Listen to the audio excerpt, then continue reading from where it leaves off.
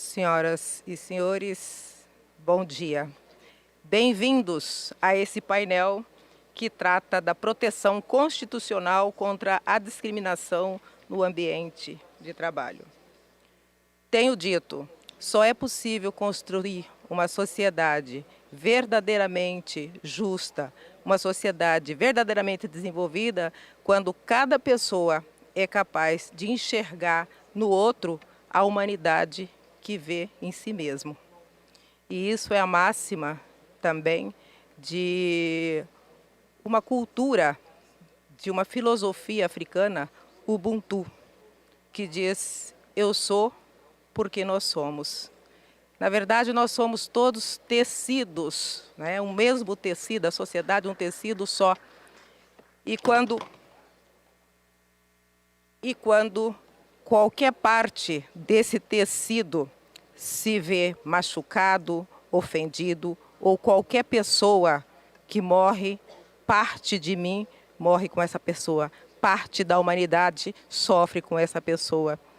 E é por isso que quando a gente vê cenas como a gente viu lá no Rio de Janeiro, né, quando se anuncia, os sinos dobram anunciando o cortejo fúnebre, não perguntem por que os sinos dobram. Eles dobram por mim, por ti, por todos nós. Pois bem, nesse painel, eu vou começar aqui destacando, permitam-me, a Universidade de Direitos e a perenidade do ideal de igualdade, porque desde o artigo 1º da Declaração Universal dos Direitos Humanos, proclamada em 1948, estabelece-se um princípio fundamental. Todos os seres humanos nascem livres e iguais em dignidade e direitos. No Brasil, essa mesma ideia ressoa como fundamento de nosso Estado democrático de direito, consagrada no artigo 1º da Constituição e de maneira ainda mais específica no artigo 5º, que assegura a igualdade perante a lei sem distinção de qualquer natureza. No entanto, a igualdade não pode ser um conceito abstrato ou uma promessa vazia. Para que ela se torne realidade, é necessário que o Estado e toda a sociedade promovam ações concretas para reduzir desigualdades estruturais, históricas e culturais. No contexto brasileiro, as ações afirmativas emergem como um dever constitucional imposto pelo princípio da igualdade material, enunciado pelo artigo 3º, inciso 3 da Constituição, que obriga a construção de uma sociedade justa e solidária, sem preconceitos ou discriminação de qualquer natureza. As ações afirmativas não são favores ou medidas que dependem de circunstâncias ou ideologias políticas. Elas são uma imposição constitucional derivada da interpretação do princípio da igualdade, que exige tratamento diferenciado para garantir oportunidades justas e efetivas àqueles que historicamente estiveram à margem do sistema econômico e social. No ambiente de trabalho, tema desse nosso painel, a desigualdade se manifesta de diversas formas, na paridade salarial entre homens e mulheres, na exclusão de pessoas com deficiência, no preconceito racial velado ou explícito e na perpetuação de estruturas discriminatórias que limitam o acesso à oportunidade e oportunidades iguais. Este painel é um convite para refletirmos sobre os caminhos que já trilhamos enquanto sociedade e sobre os desafios que ainda precisamos enfrentar para alcançarmos a verdadeira igualdade no trabalho. Dito isso, declaro abertos os trabalhos desse nosso segundo painel e convido a todos para desfrutar das nossas palestras, das nossas falas. Para iniciar o nosso painel aqui, eu vou convidar primeiro aqui a juíza Taciele Sileno, já pode subir aqui, por favor.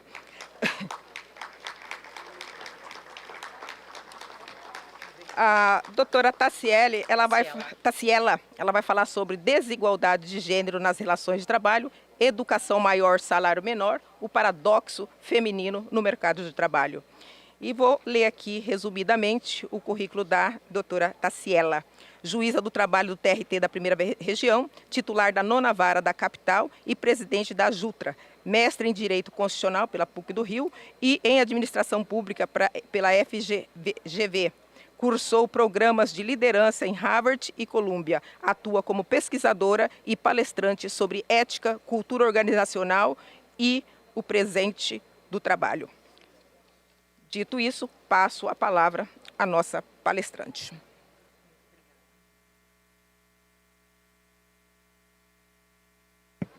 Bom dia a todos.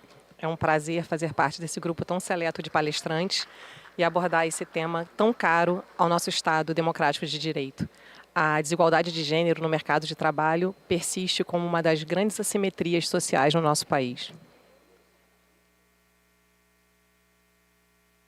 Na minha apresentação, eu gostaria de abordar dois temas que eu considero extremamente relevantes, considerado o pouco tempo que teremos para abordá-los, não é? O primeiro deles, o paradoxo da educação. Embora as mulheres hoje tenham uma educação superior à dos homens no Brasil, em todos os níveis de escolaridade, inclusive em pós-graduação, a nossa discrepância salarial ainda permanece. A nossa remuneração ainda é significativamente inferior à dos homens.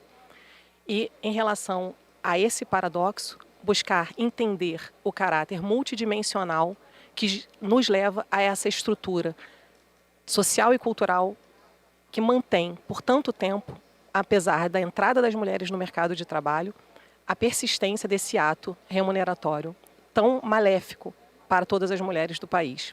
Eu peço desculpas, não me apresentei, ela fez uma breve apresentação, mas não citou que, além de juíza, estudante, sou também mãe da Helena, de 10 anos, e do Júlio, de 8 anos, que eu acho que é a minha principal tarefa.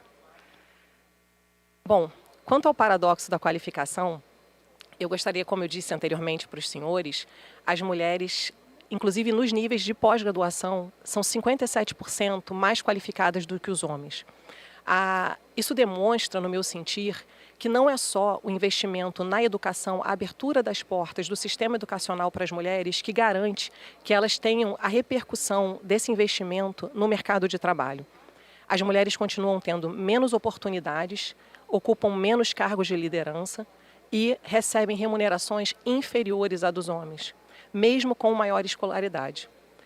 O Brasil, apesar de possuir um arcabouço jurídico dos mais avançados do mundo, não consegue verificar a implementação dessas políticas na prática cotidiana.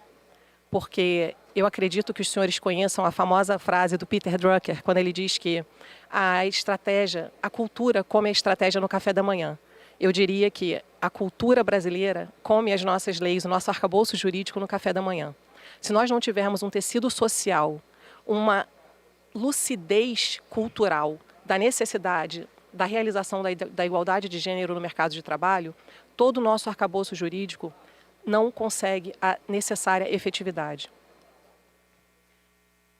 Diversos fatores, esse é um fenômeno multidimensional, é um wicked problem, acabam por acarretar essas grandes discrepâncias que encontramos no mercado de trabalho. Um deles é a socialização de gênero, é a criação de um estereótipo de gênero, que transfere às mulheres quase que exclusivamente o dever de cuidado, atribuindo o bonito nome de instinto materno, como se as mulheres, pela escolha pela maternidade, tivessem que abrir mão de todas as outras esferas de sua vida, inclusive da sua vida profissional. Que isso seria uma essência, uma vocação, algo intrínseco e inexorável à vida feminina somente. Outro ponto que eu considero bastante interessante é atribuir às mulheres a qualidade, e digo qualidade entre aspas, de serem multitarefas. Nossa, como as mulheres têm a capacidade de fazer muitas coisas ao mesmo tempo. Desculpa o spoiler, não temos. Isso gera sobrecarga física, emocional, isso está adoecendo as nossas mulheres. E a expectativa social que é gerada em cima das mulheres. Mulheres, e essa é uma extensão que eu peço que nós tenhamos conosco. A nossa régua é muito alta. As mulheres são as principais algozes. Não pensem que aqui direciono meu discurso aos homens. Nós, mulheres, medimos nós, mulheres, com réguas muito altas e muito duras.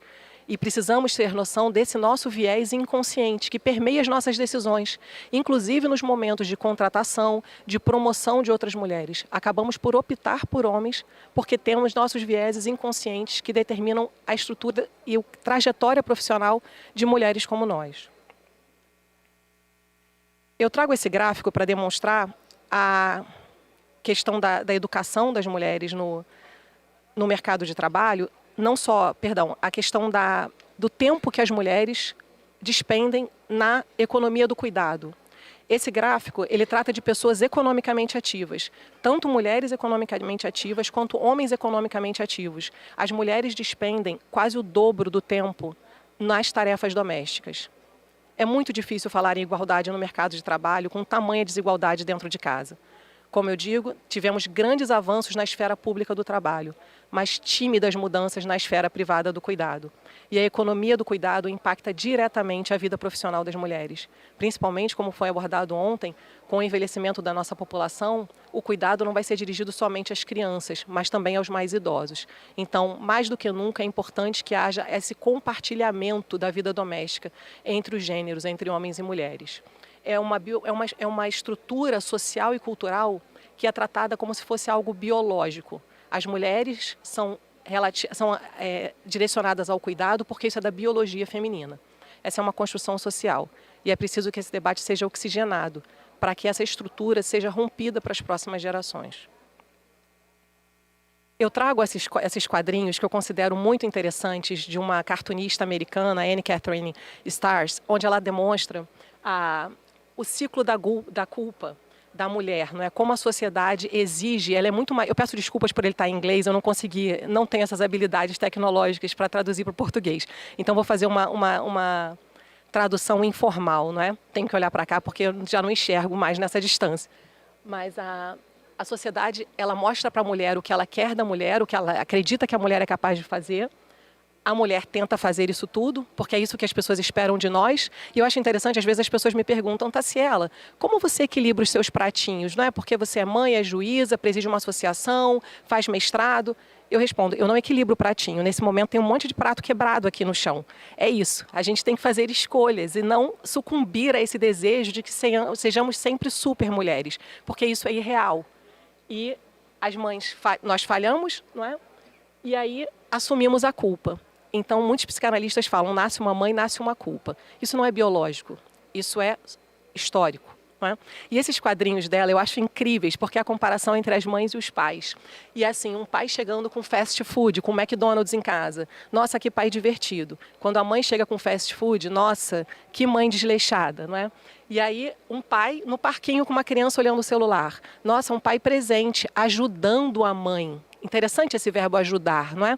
E a mãe no telefone, nossa, que mãe desatenta, não é?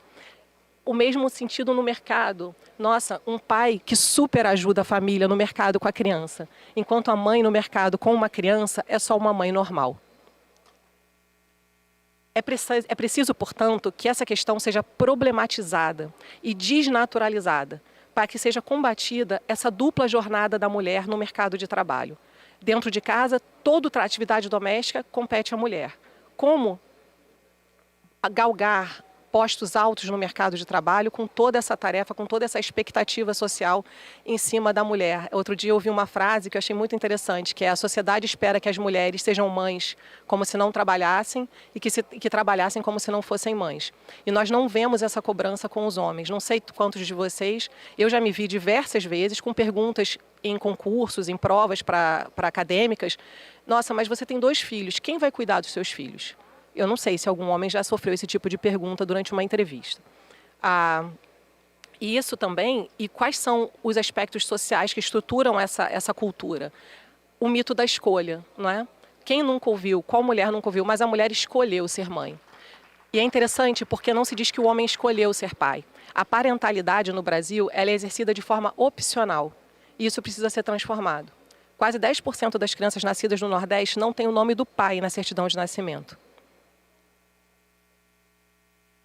E nada mais injusto, porque as mulheres muitas vezes são vistas como... são preteridas em relação aos homens nas promoções, nos aumentos salariais, porque não são chefes de família. Então os homens acabam recebendo remunerações superiores porque teriam esse ônus de arcar com o sustento da família. O que não é verdadeiro, os dados contradizem esse fato. As mulheres, elas já são responsáveis por 51% dos lares brasileiros.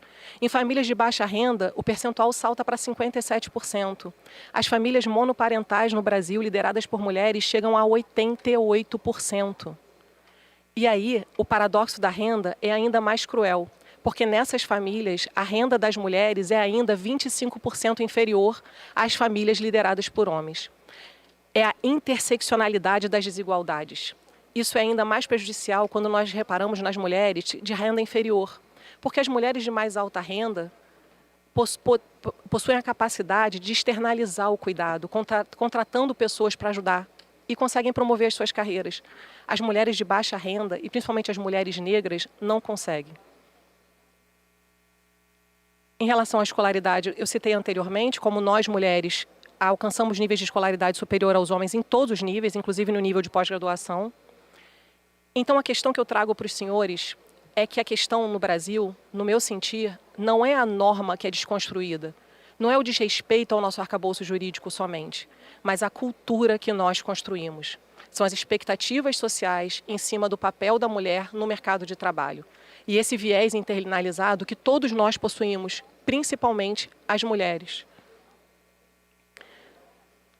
Eu queria trazer um pouco mais da questão do estigma da parentalidade e como isso impacta a carreira de homens e mulheres no mercado de trabalho. As percepções são diametralmente opostas.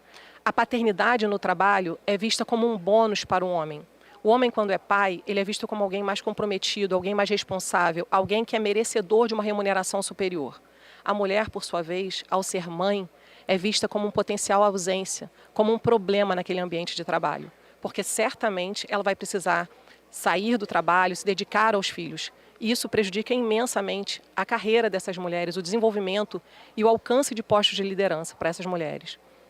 A paternidade ela é vista de forma marginal na vida do homem, enquanto a maternidade, como regra, assume um papel central na vida da mulher. Esse custo, esse desequilíbrio, ele tem um custo. O custo social ele é evidente, e é o que mais nós tratamos aqui quando falamos do ecossistema do trabalho.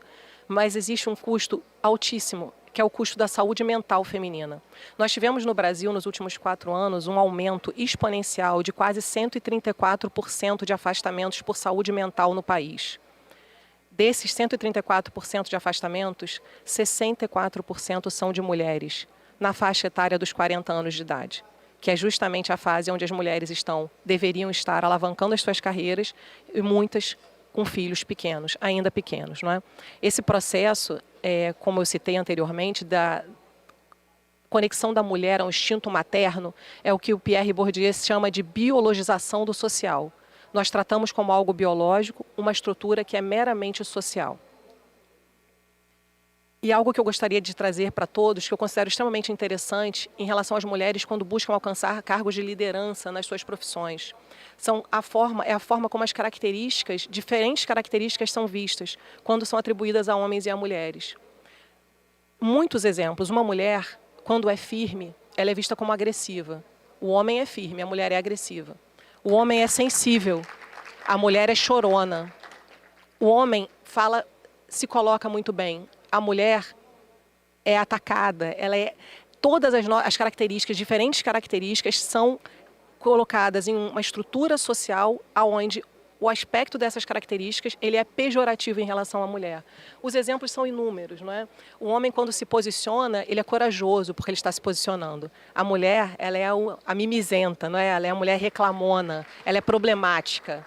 Então, é muito importante que as mulheres sejam vistas da forma como os homens são vistos, como mulheres que lutam pelas suas carreiras, que fazem o self-advocacy, que apresentam as suas qualidades.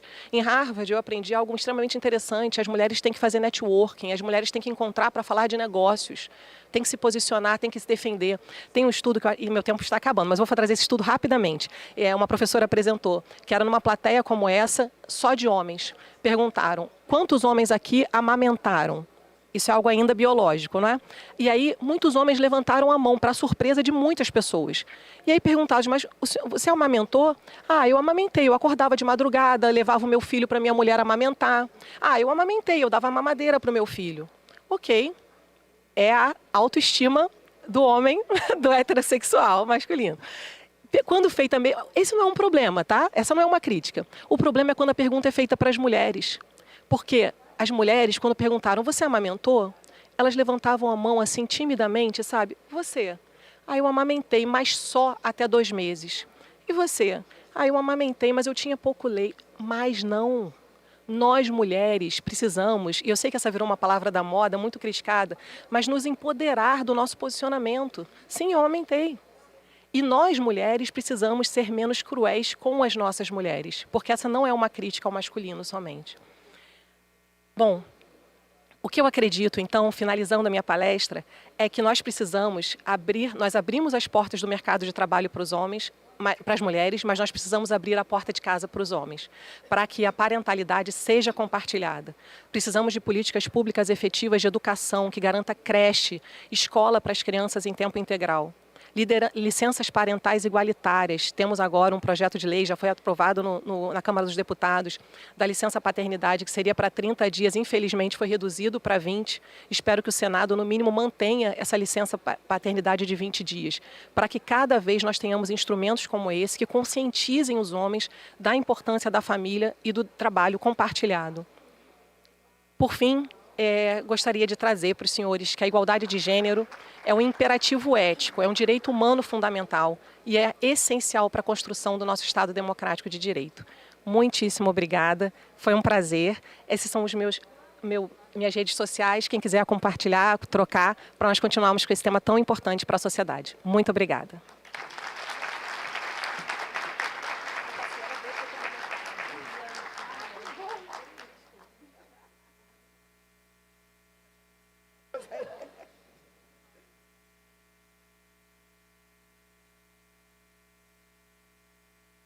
Nossos agradecimentos à nossa colega, a juíza Taciela, com a palestra brilhante, realmente sacode a cabeça da gente, faz a gente refletir sobre tudo isso.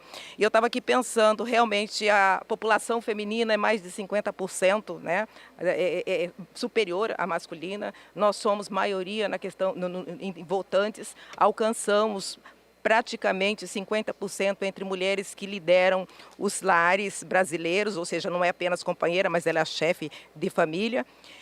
E mesmo assim, nós estamos aqui com um painel falando de igualdade de gênero, se nós somos maioria em todos os níveis escolares, a mulher ela é superior, ela tem mais escolaridade que o homem, e nós estamos aqui falando de desigualdade de salário. Isso parece um absurdo. E isso tem muito a ver realmente com o que disse aqui, que é a questão da régua que a mulher impõe para si mesma. E a outra questão é que as mulheres, muitas das vezes, nós mulheres, reproduzimos essa desigualdade, essa discriminação, esse preconceito em nós mesmas e não viramos a mesa até agora. Mas esse tipo de palestra, esse tipo de conversa, esse tipo de bate-papo que é capaz de fazer com que a gente possa virar a mesa. E, aliás, eu trago um outro dado aqui que é muito importante. Na comunidade mais pobre, nas comunidades de menor renda, um outro fato alarmante, né? Agora a gente vê muitas crianças com problemas, né, de autismo, e o que me contaram que acontece é que com 80% dos casos de autismo grave e que são pessoas de baixa renda, o marido abandona. E quem fica com a criança é a mulher. Como é que essa mulher trabalha, como é que ela cuida da família, como é que ela faz tudo isso. Então não é uma questão de opção política, é uma questão de imposição constitucional. E a gente começa a pensar, a refletir sobre isso a partir de discursos fortes, como o que fez a doutora Taciela aqui, e a partir da reflexão de cada um que desfrutou desse painel. Pois bem, nós vamos chamar agora a nossa segunda palestrante, é a doutora Nicole Carvalho Goulart. Ela vai falar sobre o tema mais que igualdade, o poder da inclusão e da diversidade nas organizações. Doutora Nicole, por favor. E antes de passar a palavra, eu vou ler brevemente aqui o currículo. Doutora Nicole é diretora executiva nacional do SEST-Senat,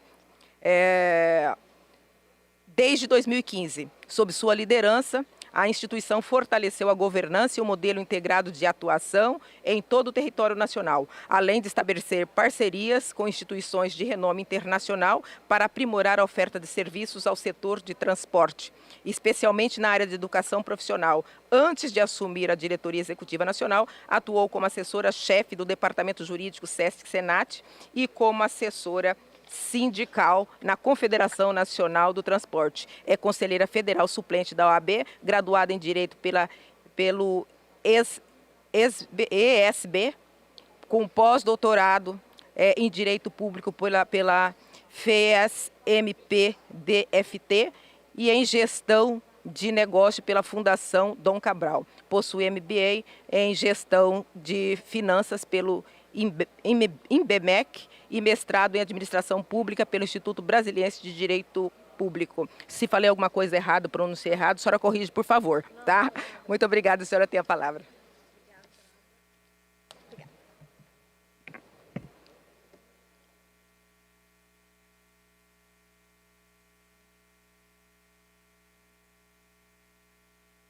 Bom dia a todos. Me ouvem bem? Sim? Só um minuto. Bem, eu estou aqui hoje, bom dia, eu sou Nicole Goulart, como foi apresentado. Eu estou aqui hoje e aí me aproprio de uma fala do Ariano Suassuna, para dizer que o pessimista é um chato, o otimista é um tolo. Acho que ele inverte, né? Ele fala, o otimista é um tolo, o pessimista é um chato, bom mesmo é ser um realista esperançoso.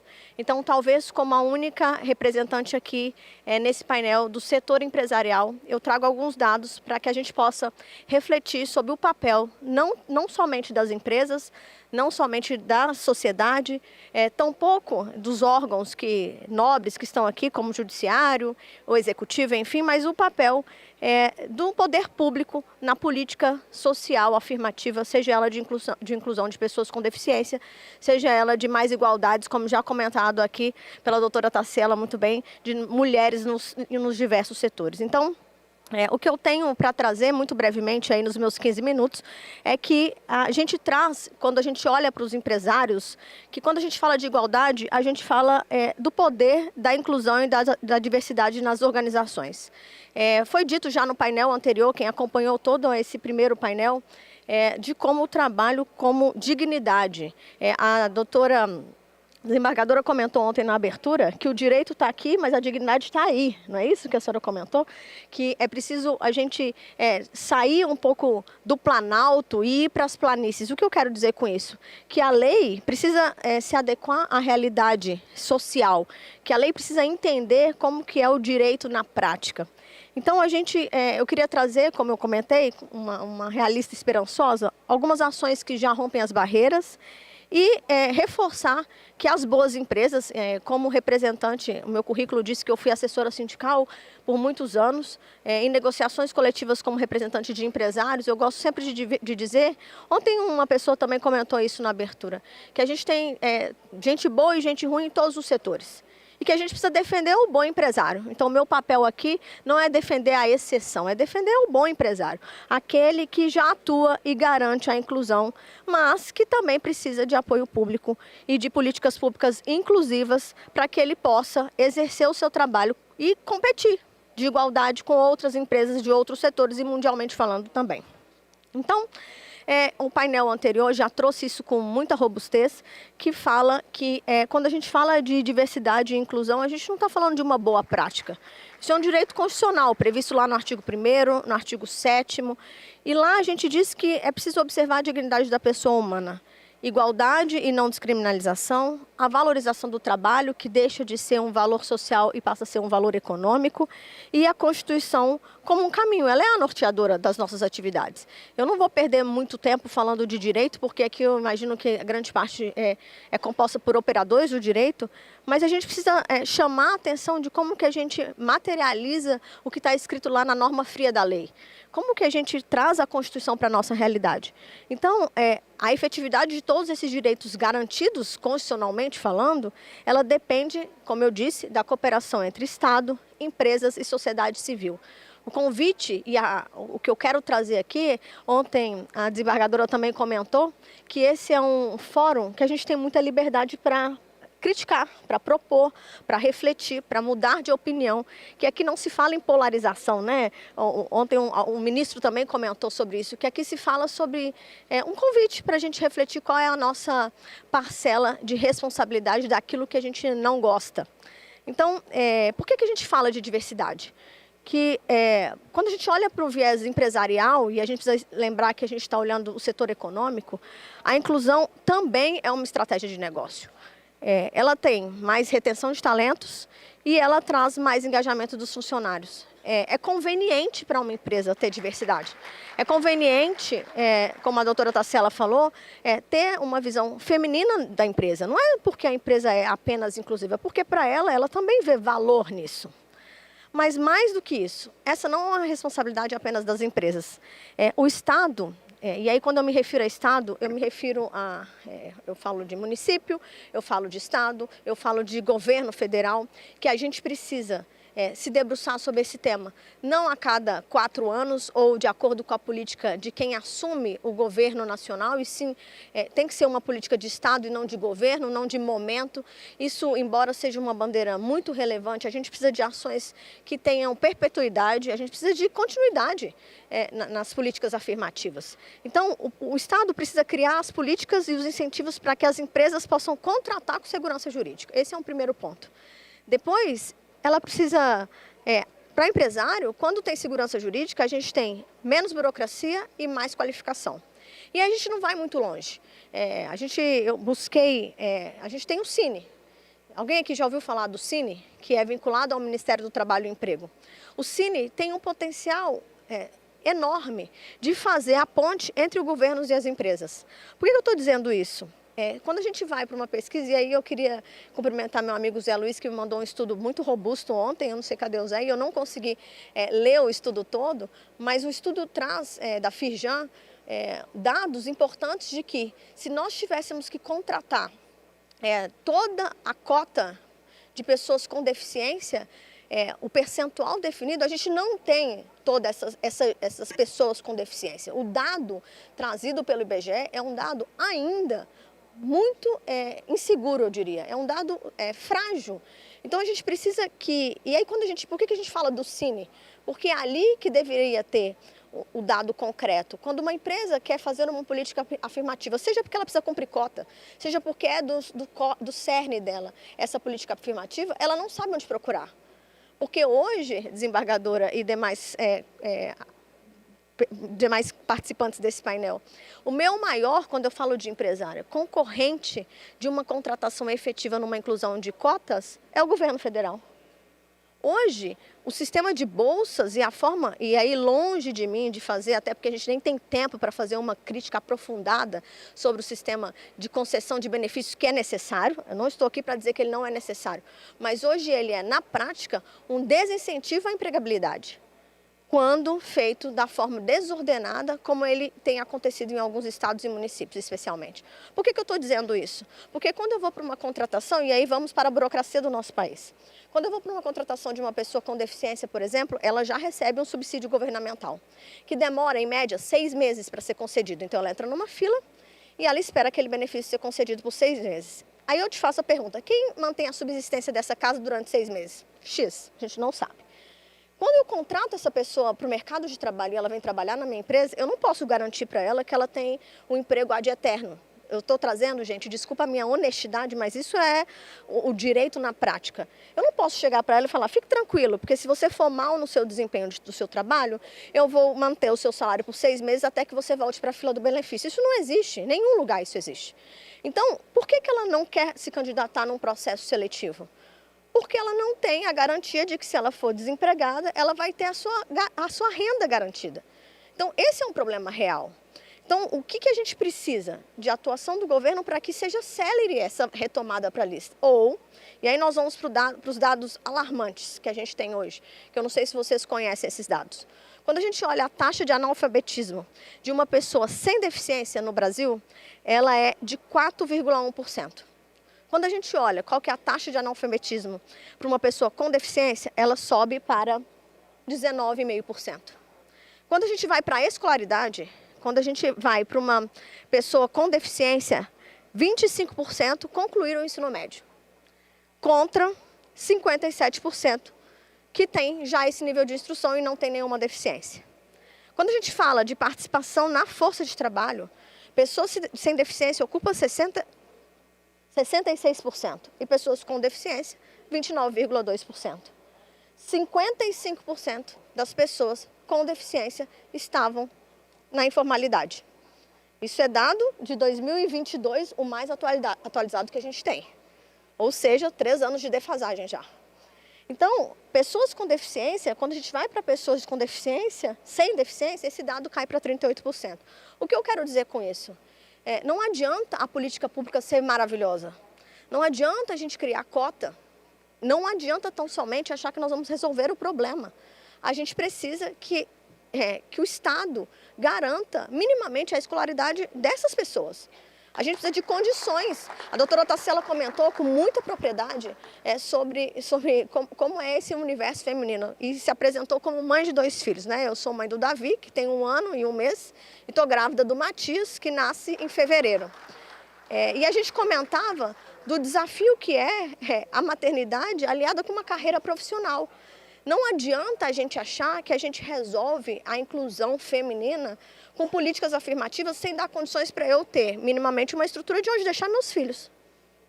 Eu preciso ter um lugar para deixar meus filhos, porque afinal, me apropriando inclusive do que a doutora comentou, a doutora Tarsila comentou na sua abertura, essa seja a sua profissão mais nobre, que é ser mãe.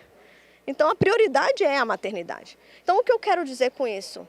A política afirmativa ela é muito necessária, mas ela precisa ser olhada com profundidade que o assunto requer. E aí a gente vai para um caso emblemático do setor. Vamos lá falar de política. Existe uma tese, uma norma e também um julgado do TRT-12 que diz que os motoristas devem compor a base de cálculo para fins de apuração do número de pessoas com deficiência a serem contratadas. Isso também acontece, vou passar rapidamente, para o caso de transporte de valores. Então nós temos 2 grandes problemas. O meu ponto aqui dignidade não é só dar emprego. Dignidade é dar função. Essa pessoa tem que se sentir útil dentro da empresa dela.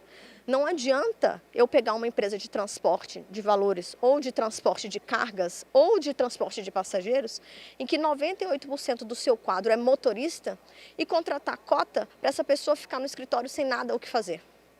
Já ouvi de Ministério Público dizer que eu precisava apenas contratar a pessoa e deixá-la em casa. Isso é dignidade? Sabe, eu estou dando dignidade, eu estou dando renda. Ok. Mas isso é dignidade? A pessoa se sente útil? Ela vê que o trabalho dela transforma? Ela consegue olhar aqueles dados lá, vou trazer de novo, de analfabetismo, de escolaridade, de participação na força de trabalho e ver que ela faz parte da estatística ou que ela faz parte da transformação dessa estatística? Então, o meu ponto aqui é, de novo, não confunda a minha observação, e aí, vou falar, a doutora Tarsila comentou, quando a gente é incisiva, a gente é brava, né? Eu não estou brava, eu só estou indignada, porque eu acho que a gente precisa fazer um pouco mais do que a gente faz, que é olhar as políticas afirmativas não como a solução de um problema integral, mas como o começo dessa solução. Precisamos de muito mais, a gente precisa desenvolver muito mais. E aí eu trago, como eu comentei, alguns dados. Vamos voltar para o realista esperançoso. A gente, enquanto setor produtivo, tem respondido com programas de inclusão, mas a gente atua, volto a dizer, com pouco suporte das políticas públicas integradoras. E aí a gente fala muito de Sistema S, né? Eu sou diretora do Sistema S há 10 anos. SEST Senat é Serviço Social do Transporte, Serviço Nacional de Aprendizagem do Transporte. Quem é empresário é obrigado a contribuir para todo o Sistema S e a obrigação do Sistema S é devolver esse recurso por incentivos, seja na área de educação ou de saúde. Então, a gente atua em conjunto com o setor produtivo e com o governo. A gente vê a oportunidade de qualificação. Nós somos, enquanto entidade do Sistema S, que lá quando fomos criados, antes da Constituição de 88, aqui entidades já presentes, CNI, CNC, foi dito que o Estado já entendeu que ele não tinha condições de oferecer qualificação profissional de qualidade e autorizou essa arrecadação. A gente já naquela época atuava para diminuir esses gaps trazidos aí pelos dados do IBGE. Então, a gente entende que não adianta, o meu papel enquanto entidade formadora de mão de obra não é formar a mão de obra, é garantir que se eu preciso de motorista, eu vou dar um curso para que ele seja motorista, mas ele tem que sair do meu curso com a carteira de trabalho assinada, porque a empregabilidade é um instrumento de justiça social. Então, a gente precisa olhar como que a gente tem instituições privadas que não fazem o que o governo faz, mas que são aptas a fazerem. Porque aí sim a gente pode ter presença, porque temos, enquanto entidades do Sistema S, falo aí de SESI, SENAI, SESC, SENAC, SENAR, falo do SEST, SENAT, quantos nós não somos no Brasil inteiro e com impacto real na vida dessas pessoas. E aí trouxe alguns exemplos, que a gente tem uma parceria com o CNJ, e chamo também, convido a magistratura, muitos já nos conhecem, a gente tem uma parceria com o CNJ para capacitação e inserção de jovens em situação de vulnerabilidade no mercado de trabalho. São jovens que aos 18 anos precisam sair desses espaços e eles não têm emprego e renda. Para onde eles vão? Então, a gente precisa pensar nisso antes deles completarem 18 anos. E aí essa parceria no CNJ, com as empresas privadas, permitiu que a gente formasse esses jovens no curso de mecânica para que eles atuassem numa empresa lá de Brasília, e isso está sendo aplicado no Brasil inteiro. O que eu quero dizer com isso? É que a gente pega quem precisa de emprego, com quem precisa de ser qualificado, e a gente entra nessa parte e faz a ponte. São essas iniciativas que nos mantêm otimistas de que nós somos capazes de implementar as políticas afirmativas. Outro caso, lá de Serra Talhada, lá em Pernambuco, projeto Eu Sou Capaz. A inclusão passa, inclusive, por entender quais são as deficiências e como nós podemos trabalhá-las. E aí a gente capacita essas pessoas. Tinha um vídeo, esse vídeo vai estar disponível, a gente tentou passar aqui porque é um vídeo super legal. Quando a apresentação subir para o site de vocês, fiquem à vontade para assisti-lo, e se tiverem interesse em replicar esse modelo em algum estado do país de vocês, a gente está à disposição. Então, isso mostra como que a gente pode qualificar e garantir dignidade dessas pessoas. E aí, mulheres, eu já sabia que a doutora Tassiela ia falar sobre mulheres, trouxe um dado muito breve, porque hoje lá no sistema eu sou a CEO da empresa, então a gente tem 55% dos cargos formados por mulheres. E 55% dos cargos de liderança são ocupados hoje por mulheres. Mas essa não é a realidade do país, então 41% da força de trabalho é composta por mulheres, mas quando a gente vai para o setor de transporte, a gente fala de 18% de mulheres. E aí a gente vê lá, a gente tem um déficit, estou terminando, tá? 2 minutinhos, a gente tem um déficit de 1,5 milhão a menos motoristas, e a gente já sabe que mulheres motoristas dirigem melhor. Vocês acham mesmo que o setor empresarial não quer contratar mulheres? Mas eu pergunto para vocês, quantas mulheres estão dispostas a percorrerem as rodovias do país sem a segurança necessária? Não tem nem banheiro, gente. Não tem banheiro. Então não adianta a gente falar, vamos atrair mulheres, vamos fazer políticas inclusivas. Tá, e ela vai para onde? Ela vai fazer... qual a estrutura mínima que o Estado dá para que a política afirmativa seja feita? Então esse é o convite. Por fim, já me encaminhando para o final, a gente reforça a importância da negociação coletiva. É importante que os operadores do direito, ontem o presidente da CNTTT, que é dos trabalhadores em transporte terrestre, comentou que a negociação coletiva é parte da realidade, da representação do trabalhador e da representação do empregador. Então, a gente precisa fazer a transformação pelo diálogo, a gente precisa prever em negociações coletivas cláusulas antidiscriminatórias, embora previsto lá na Constituição, a gente precisa garantir que esse direito seja exercido.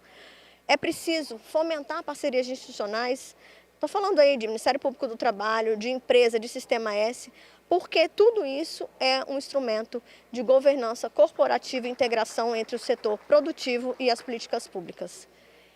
O chamado que fica, finalmente, é um compromisso comum. O convite que eu deixo a vocês é que a gente possa realmente pensar como e qual o nosso papel para garantir o trabalho como dignidade. Qual que é o seu papel na sociedade, o que você tem feito para isso? A gente precisa começar a olhar como que é essa inclusão verdadeira. Cota começo, não é fim. Não é fim. Cumprimento de cota, estabelecimento de cota, isso é começo, isso é o início de uma política afirmativa, mas e daí para frente? A quem nos compete? A nós? E, por fim, exercer a equidade que alcança a todos, que é o nosso grande objetivo. Bem, muitíssimo obrigada. Eu permaneço à disposição. Nesses dados tem os meus contatos. Muito obrigada, desembargadora.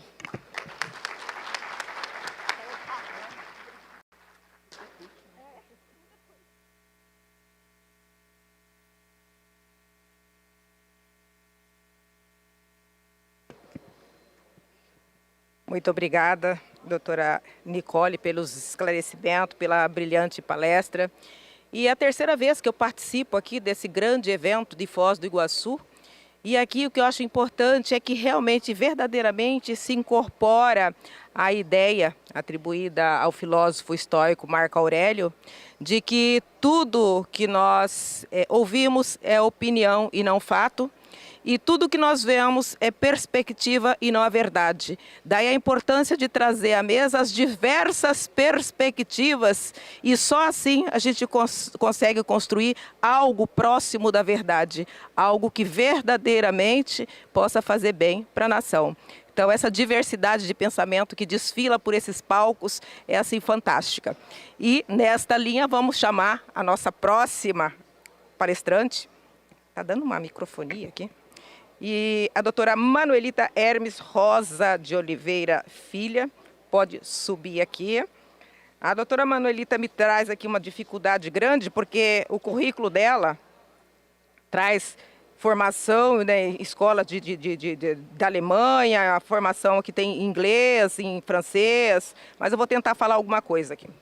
A doutora Manuelita, ela é procuradora federal da AGU, doutora summa cum laude em Direito e Tutela pela Università degli Studi di Roma, Tor Vergata, Itália, e em Direito, Estado e Constituição pela UNB, com períodos como pesquisadora visitante no Max Planck Institute for Comparative Public Law and International Law, na Alemanha, e no Institute de Research em Detroit International at European, na Sorbonne, professora da graduação e do programa de pós-graduação do IDEP e docente da Escola Superior da AGU, membro convidada do Centro de Estudos Constitucionais do STF, pesquisadora e coordenadora do Centro de Estudos Constitucionais Comparados da UNB, ex-secretária de Altos Estudos do STF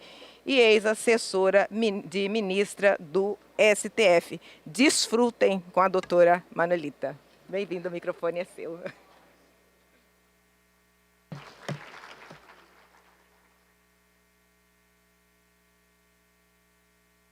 Bom dia a todas as pessoas que nos assistem aqui pessoalmente e também remotamente. É uma alegria voltar à Foz do Iguaçu, voltar a esse congresso também pela terceira vez, nossa presidente, e sempre nesta sala que diz muito a respeito do que pensamos e do que queremos para o nosso Brasil. Gostaria de cumprimentar todas as autoridades presentes e faço em nome do ministro Douglas, que brilhantemente sempre coordena esse evento e nos convida a desfrutar, a discutir e a refletir sobre temas diversos. É uma honra estar nessa sala 1, jurisdição constitucional, e poder palestrar sobre a proteção constitucional em relação à discriminação no ambiente do trabalho e, mais precisamente, abordando os objetivos de desenvolvimento sustentável e protocolos de julgamento do CNJ, reflexos na proteção no ambiente do trabalho. Cumprimento a nossa presidente, desembargadora Ademir, as expositoras, doutora Tassiela, que já nos abrilhantou aqui com enfoque feminino, doutora Nicole e meu querido conterrâneo, doutor Manuel Jorge. E saliento aqui a minha terceira vez, e nós temos, o que é raro na minha vida, já há um tempo aí palestrando, nós temos pela primeira vez aqui 2 mulheres negras no painel, sendo que um é presidente, 2 mulheres negras e 2 mulheres brancas, e meu querido Manuel Jorge talvez esteja aqui experimentando a minha condição de ser a única por vezes, né? E é o único homem nesse painel. Então a gente tem essa diversidade que já reflete as nossas discussões. Então eu tento trazer aqui essa abordagem, mas eu não posso deixar de salientar o julgamento em curso.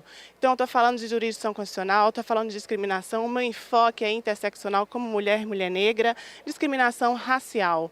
ODS 18 e protocolo de julgamento sob perspectiva racial do CNJ. E não posso falar em direito constitucional, não posso falar em poder judiciário e discriminação racial sem mencionar o julgamento em curso no Supremo Tribunal Federal em relação à DPF 973, a chamada DPF do racismo estrutural, o ADPF Vidas Negras, tivemos o plenário do Supremo Tribunal Federal se dedicando especificamente a discutir o racismo estrutural e institucional no nosso país. Essa ADPF foi inicialmente da relatoria da ministra Rosa Weber, com quem eu tive a alegria de trabalhar e ser assessora, passou então à relatoria do ministro Fux e temos já alguns votos muito interessantes em relação, inclusive, ao estado de coisas inconstitucional em relação a esse tema.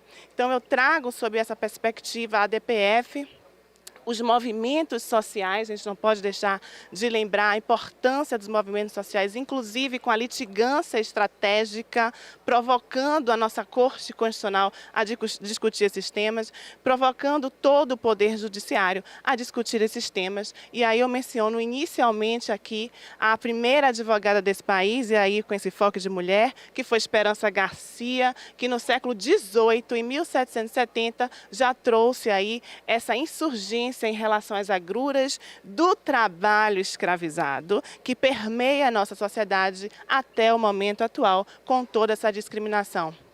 Como boa baiana, não é, meu querido Manuel? Também menciono Luiz Gama, que fez ali a judicialização estratégica em relação à liberdade, judicializou a liberdade. Então menciono esses dois e trago aqui um trecho de também uma mulher negra, favelada, e que conseguiu romper com o que aquela comunidade esperava para ela. Ela conseguiu escrever, ela conseguiu ter obras suas traduzidas para diversos idiomas.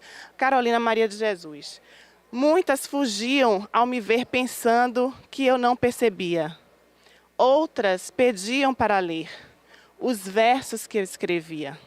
Era papel que eu catava para custear o meu viver. E no lixo eu encontrava livros para eu ler. Quantas coisas eu quis fazer. Fui tolhida no preconceito. Se eu extinguir, quero renascer. No país que predomina o preto, adeus, adeus, eu vou morrer. E deixo estes versos ao meu país, se e que temos o direito de renascer. Quero um lugar onde o preto é feliz.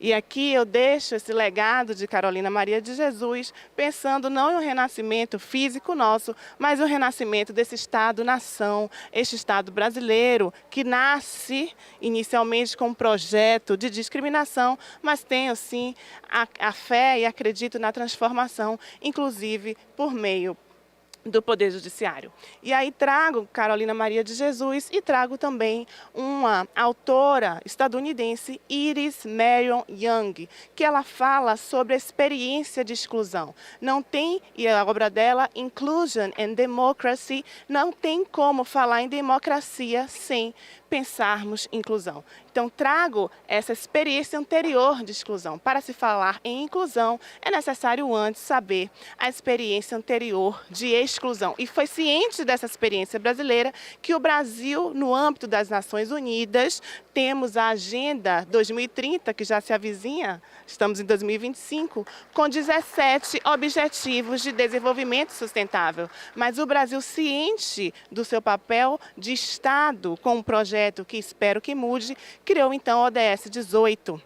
Nós acabamos de sair da COP30 com o ODS específico em relação à agenda climática e temos o ODS 18 que o Brasil criou pensando exatamente nessa democracia racial. Elenco só alguns pontos desse ODS. Eliminar a discriminação étnico-racial no trabalho. Eliminar as formas de violência contra povos indígenas e afrodescendentes. Garantir acesso ao sistema de justiça. Vejam, é uma tarefa que me parece não ser nada fácil. Objetivo de Desenvolvimento Sustentável 18, com essa ideia de o Estado brasileiro chamar para si mais um objetivo. Trago dados da Agência Brasil, publicados exatamente agora em novembro, dia 20 de novembro, no feriado da Consciência Negra. Um levantamento feito pelo Jus Brasil e um dos fundadores, sócios fundadores, foi meu colega de turma, Rafael, então deixo também essa menção a ele aqui. E ele traz exatamente as informações de que 4.838 decisões publicadas no período de janeiro a outubro, e aí vamos ter essa identificação de que 30% dessas decisões trataram de racismo no local de trabalho. Racismo no local de trabalho, 30% das decisões do Poder Judiciário trataram desse tema. Não é pouco. 1.113 casos em relação a vínculo direto entre empregadores e empregados. Em espaços públicos vão aparecer também o racismo em espaços públicos em segundo lugar. Vamos ter esfera criminal com 1.910 casos, e aí lembrando da injúria racial e da perspectiva também de imprescritibilidade, projetos da Câmara dos Deputados, aumentando pena inclusive. Então vamos ter políticas públicas, vamos ter um desejo da sociedade, mas infelizmente números incríveis e números de poder judiciário julgando esses casos. Não temos como aferir ainda as cifras ocultas nesse país, que sequer as pessoas tão acostumadas a essas práticas vão ter aí a possibilidade de acessar um advogado, uma defensoria pública realmente e se imiscuir nesses meandros do Poder Judiciário que nós tanto conhecemos. Então, por que será que não atingimos a erradicação? Porque a Justiça do Trabalho ainda consegue receber tantas demandas. Números em relação às mulheres negras, também em relação à interseccionalidade, sempre gritantes, e precisamos lembrar dessa interseccionalidade, a mulher negra com essa vulnerabilidade ainda maior e essa quantidade de decisões. Com isso, o Poder Judiciário exercendo sua autocrítica, olhando para si mesmo, sobretudo à luz do racismo institucional, isso foi uma discussão muito forte ontem na DPF 973, né? Por vezes, alguns ministros falaram que sim, existe racismo institucional, já outros não, racismo é só praticado por pessoas físicas, mas eu compreendo que existe sim o racismo institucional e saúdo, aplaudo, celebro o Conselho Nacional de Justiça ter feito, então, um protocolo de julgamento e perspectiva racial. Esse protocolo é um reconhecimento, sim, da existência do racismo institucional e um chamado a todo o Poder Judiciário a lidar de outra forma com essas pessoas negras sendo ali julgadas ou buscando a justiça. E ele não pode ser lido de forma apartada do protocolo de julgamento e perspectiva de gênero, sobretudo à luz dessa interseccionalidade. Então, nós vamos ter os impactos do racismo em relação ao direito, vamos ter um chamado também da implementação da Constituição à luz do Sistema Interamericano de Direitos Humanos, que é o sistema de pertencimento do Brasil e que precisa ser lido e conhecido por todo o Poder Judiciário. Já me encaminhando para o final, eu menciono, então, esse sistema interamericano que traz como único documento com valor constitucional, o único documento com hierarquia constitucional, a Convenção Interamericana de Combate ao Racismo, à Discriminação e outras formas correlatas de intolerância. Então, senhoras e senhores, nós temos hoje no nosso país o único tratado do sistema interamericano que possui hierarquia constitucional. Todos aqui sabem que tivemos a emenda constitucional número 45, que fez a reforma do Poder Judiciário, que inclusive criou o CNJ, ao qual eu me refiro, e que acresceu ao artigo 5º o parágrafo 3º. Possibilitando a incorporação de tratados internacionais de direitos humanos, saliento, com hierarquia constitucional. E assim foi feito em 2022 essa Convenção Interamericana de Combate ao Racismo, à Discriminação e outras formas correlatas de intolerância foi então incorporada ao nosso ordenamento com natureza de emenda constitucional. E eu pergunto aqui, quem já leu essa convenção? Aqui. Alguém aqui já leu essa Convenção Interamericana? É uma pergunta que eu costumo fazer. É um tema que faz parte das minhas abordagens e, em regra, eu tenho o mesmo resultado. Neste momento, ninguém levantou a mão e, em regra, ninguém leu essa convenção. Nós, como sociedade, temos algumas práticas muito relevantes na tecnologia de manutenção daquele Estado que eu espero que renasça. Uma dessas táticas é o apagamento.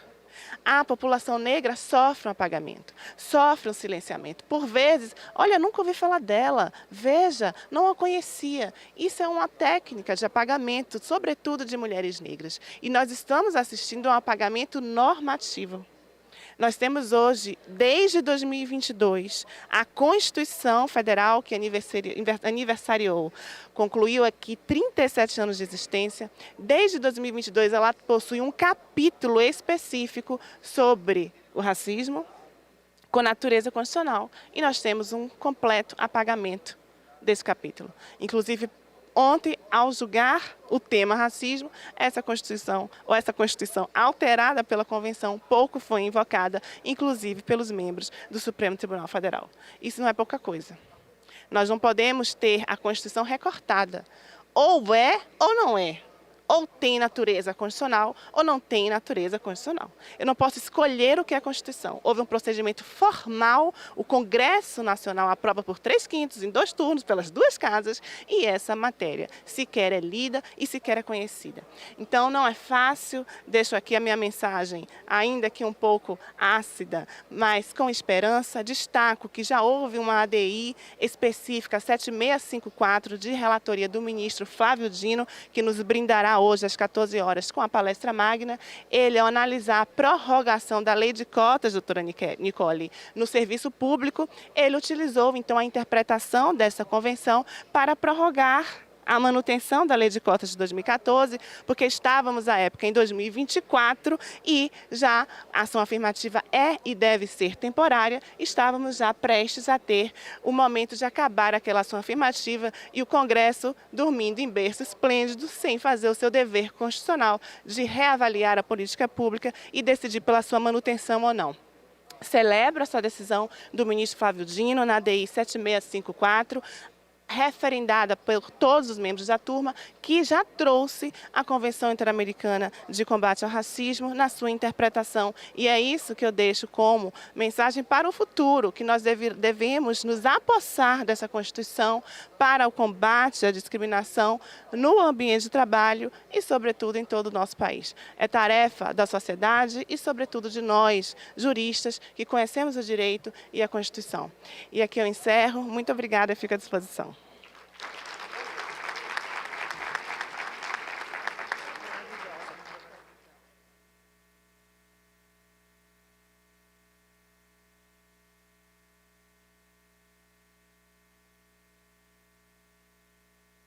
Agradecemos à doutora Manuelita pela lucidez da sua fala, pela profunda reflexão que traz para a gente levar para casa. Não é? Não tem como, doutora Manuelita, deixar de fazer um recorte racial quando a gente fala de não discriminação, de combate à discriminação no ambiente de trabalho.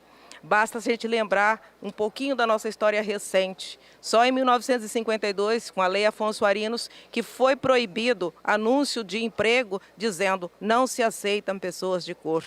E aí isso passou a ser uma infração, né, penal. Mas as pessoas com muita criatividade, até o começo da década de 90, publicavam anúncios nos jornais, precisam-se de pessoas de boa aparência. Então, sempre houve esse apagamento e é preciso reconstituir isso. E esse recorte racial é importante quando a gente fala de, eu como juíza do trabalho, como magistrada do trabalho, quando a gente fala em resgate de trabalhador em situação análoga de escravo, você vai ver que o percentual maior é de pessoas negras. Hoje nós estamos convivendo com um drama terrível, que é a questão do feminicídio, né? A cada dia 4 mulheres estão morrendo e, se olhar a estatística, vão ver que a maioria são mulheres negras. Então não há como não fazer um recorte racial quando a gente fala na proteção contra qualquer tipo de violência, qualquer tipo de discriminação. E essa interseccionalidade é importante porque a mulher sofre a discriminação e, quando se trata de mulher negra, muito mais ainda. Estou feliz com esse nosso painel. Pela primeira vez, 2 mulheres negras aqui, não é pouca coisa, né? 2 mulheres brancas e um homem aqui. Esse é o painel da diversidade. Viva a diversidade!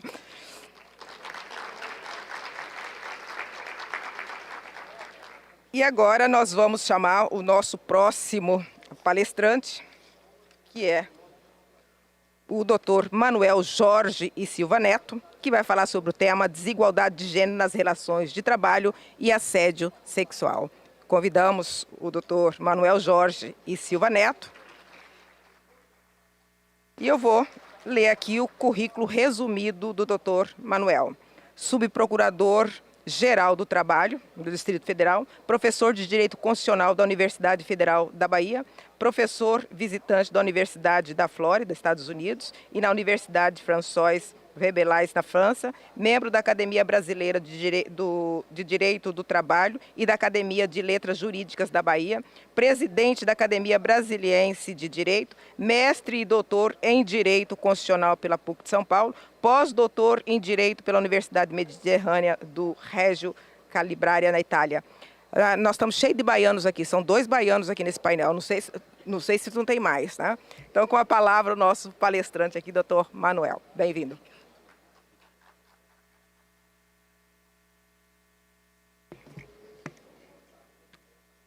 Boa tarde a todas as pessoas presentes.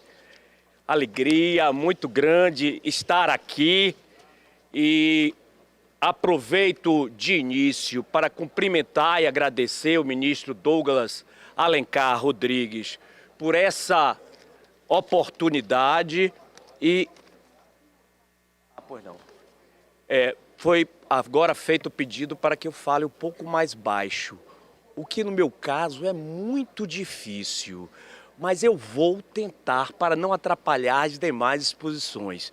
Eu desejo, nesse momento, cumprimentar a presidente desse painel, Adenir Carruesco, cumprimentar as demais integrantes do painel, Taciela Sileno, Nicole Carvalho, minha conterrânea Manuelita Hermes, e dizer que essas mulheres maravilhosas que estão aqui no painel e que estão aqui no plenário me levam a lembrar dos versos de Erasmo Carlos. Mulher, do barro de que você foi gerada, me deu inspiração para decantar você nessa canção. Mulher, mulher, na escola em que você foi ensinada, jamais tirei um 10. Sou forte, mas não chego aos seus pés. A sensibilidade e a alegria de vocês preenche as nossas existências. Muito obrigado.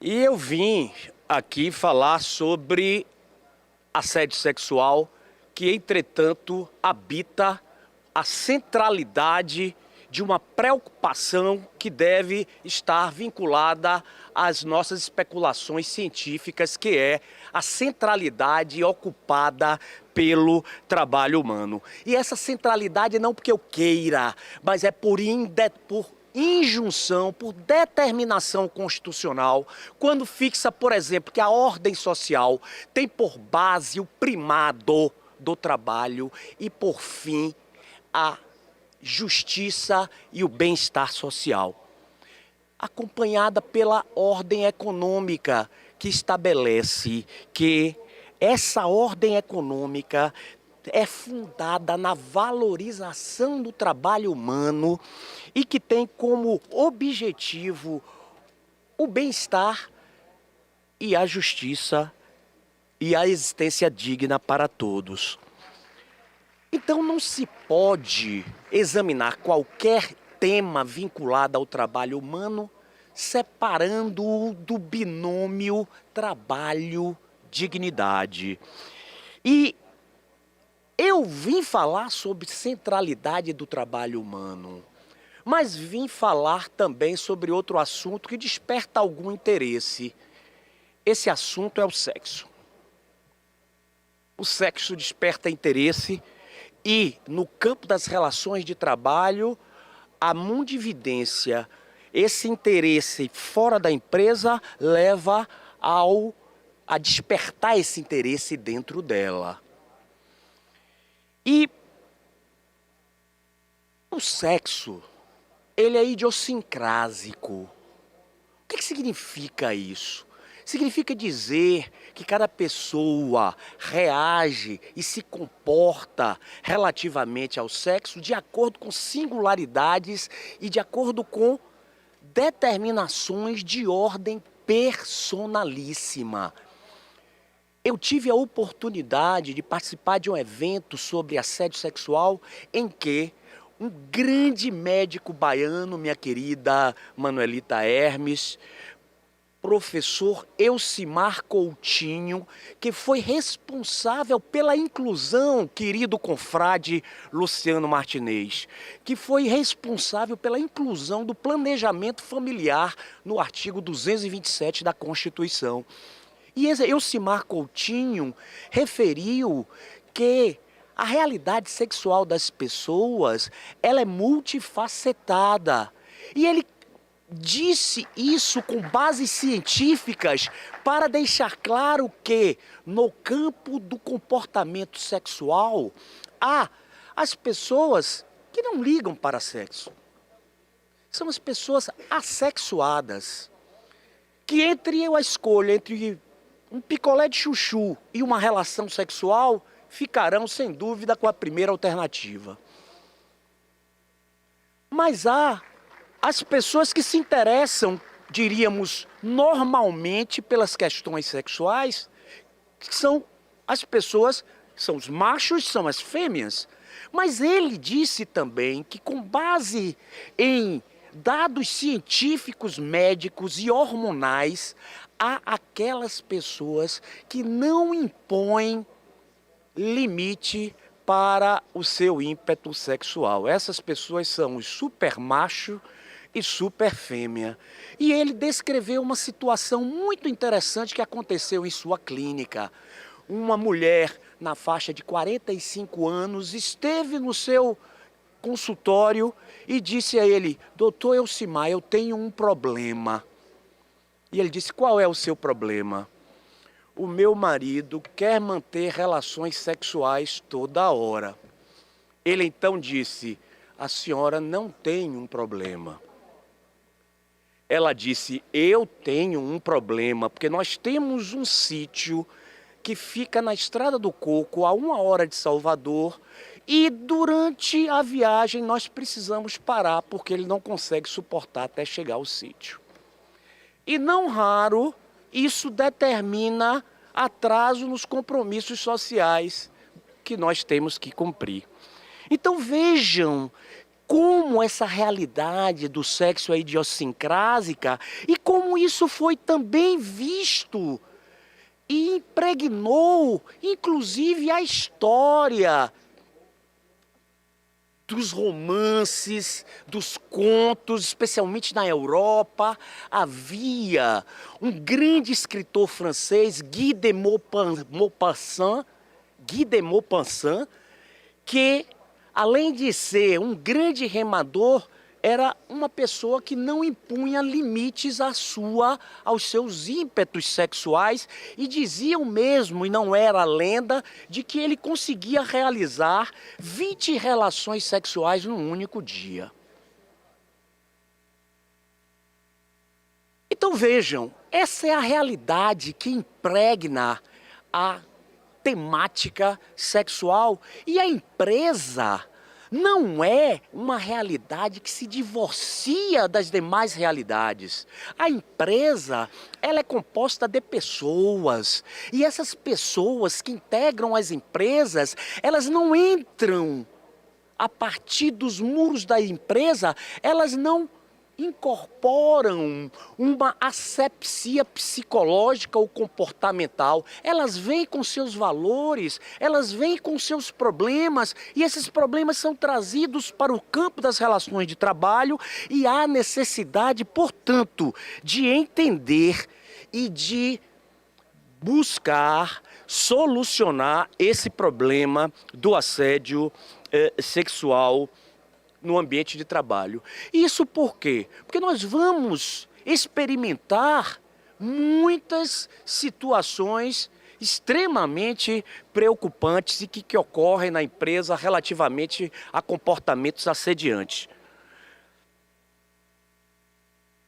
O assédio sexual pode acontecer fora da jornada de trabalho, fora do local de trabalho?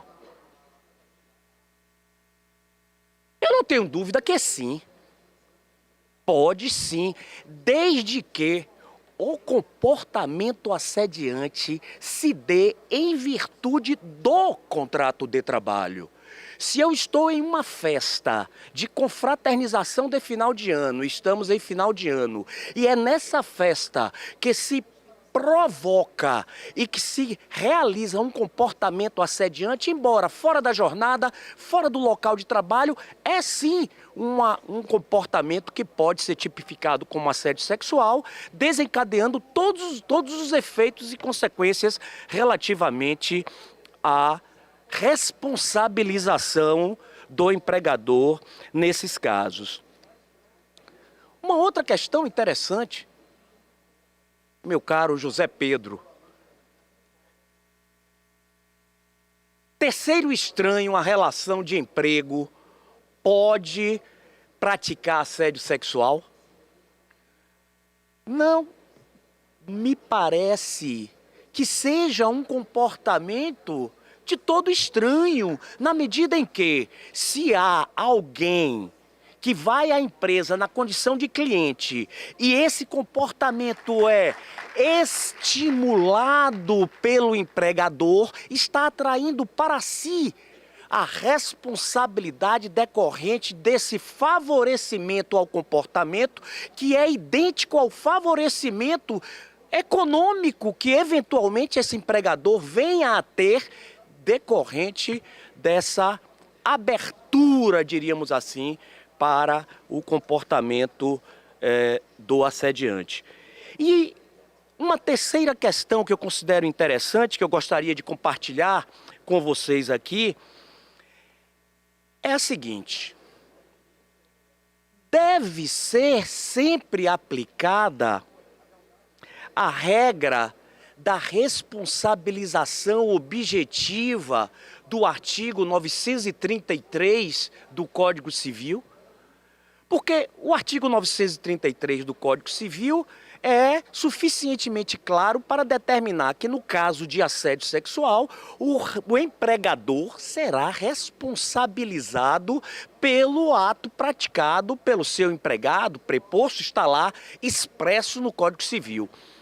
A questão é que, diante do que aqui foi referido, no que se refere à natureza idiosincrásica, muitas vezes imprevisível, do comportamento assediante dentro da empresa, a fixação absoluta dessa responsabilidade objetiva descrita no artigo 933 vai ter como consequência a acomodação empresarial diante do comportamento assediante. Se eu já sei que antecipadamente eu serei responsabilizado pelo comportamento assediante, eu não adotarei nenhum tipo de expediente ou iniciativa para barrar esse comportamento dentro da empresa. Então, é necessário compreender que o artigo 933, ele deve ser aplicado realizando-se ponderação, proporcionalidade para o propósito de impedir a responsabilização objetiva pura e simples, porque isso vai determinar simplesmente a responsabilização objetiva, a monetização da ofensa, mas não vai trazer, em termos de efetividade, de barrar o comportamento, nenhum tipo de efeito prático, na medida em que monetizado ou monetizada a transgressão, estaríamos diante de uma possibilidade de continuidade dessa prática do assédio sexual na empresa diante da ausência de medidas extremas e efetivas que devam ser adotadas pelo empregador.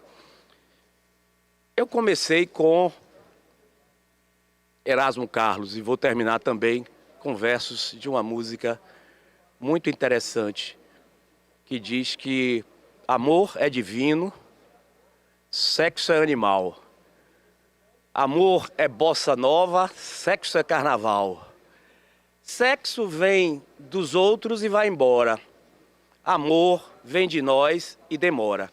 Que demore para sempre o nosso respeito ao trabalho digno e o combate ao assédio sexual. Muito obrigado.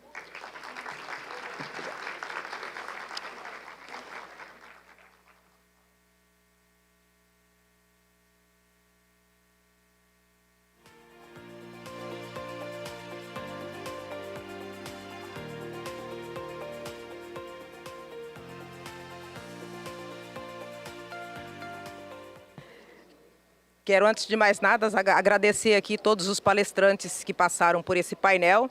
Um agradecimento especial ao ministro Douglas, né, que coordena esse evento e garante o sucesso dessas nossas exposições aqui. E eu quero, por fim, registrar o seguinte: o grau de emancipação das mulheres é o termômetro através do qual se mede a emancipação de toda uma sociedade. E aqui a gente falou muito da discriminação no ambiente de trabalho, e quando a gente fala de discriminação no ambiente de trabalho, a questão que tem que estar à mesa e na discussão é o papel da mulher. Eu sempre costumo perguntar, nos lugares que eu vou, às vezes nas palestras, quantas ruas vocês conhecem com o nome de mulher? Aproximadamente, estudos mostram, em torno de 10%. Quase 50% nome de homens e o restante nome de países, de cidade ou qualquer outro nome. E isso mostra bem o apagamento, né, das mulheres. Os feitos das mulheres não são valorizados. E pior ainda, se você perguntar quantas ruas com o nome de mulher negra conhece, eu acho que dificilmente alguém vai se lembrar de memória do nome de alguma rua, doutora. Então fica aqui essa reflexão.